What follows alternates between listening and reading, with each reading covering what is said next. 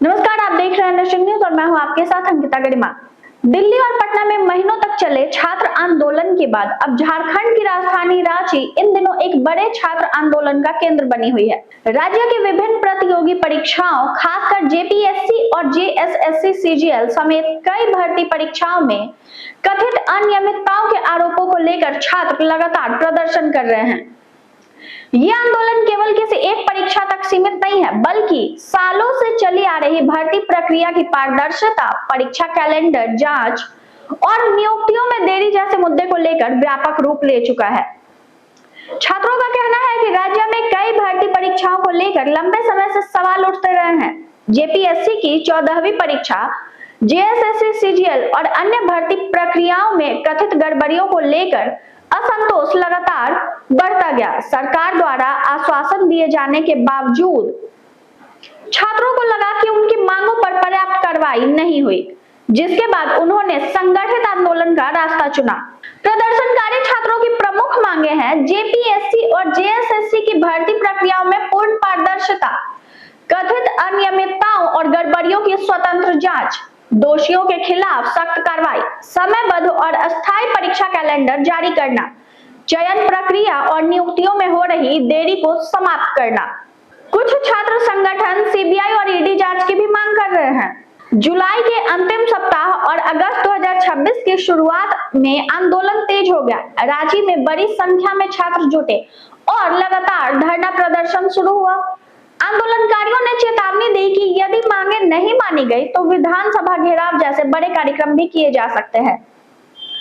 आंदोलन के दौरान छात्र नेता देवेंद्र नाथ महतो ने भूख हड़ताल शुरू कर दी। उनका कहना है कि केवल आश्वासन नहीं बल्कि ठोस कार्रवाई चाहिए। भूख हड़ताल ने आंदोलन को और अधिक चर्चा में ला दिया है तथा राज्य सरकार पर दबाव बढ़ाया है। यही इस आंदोलन का सबसे दिलचस्प पहलू है। अब तक आंदोलन का मुख्य चेहरा छात्र स्वयं बने हुए हैं। बड़े राजनीतिक दलों की सक्रिय भागीदारी सीमित दिखाई दी है और आंदोलन की कमान किसी राजनीतिक पार्टी के हाथ में नहीं है। इस कारण कई छात्र इसे पूरी तरह छात्र नेतृत्व वाला आंदोलन बता रहे हैं। उपलब्ध रिपोर्टों में मुख्य रूप से छात्र संगठनों और अभ्यर्थियों की भूमिका सामने आई है। वहीं मामले को लेकर सीजेपी फाउंडर अभिजीत दीपके ने कहा कि उनकी पार्टी छात्रों की मांगों के साथ खड़ी है। रिपोर्टों के अनुसार उन्होंने छात्रों से बातचीत भी की और आंदोलन के प्रति समर्थन व्यक्त किया। सरकार की ओर से समय समय पर कार्रवाई और सुधार के दावे किए गए हैं। हालांकि प्रदर्शनकारी छात्रों का कहना है अब तक उठाए गए कदम पर्याप्त नहीं है। इसी कारण आंदोलन जारी है और छात्र ठोस निर्णय की मांग कर रहे हैं।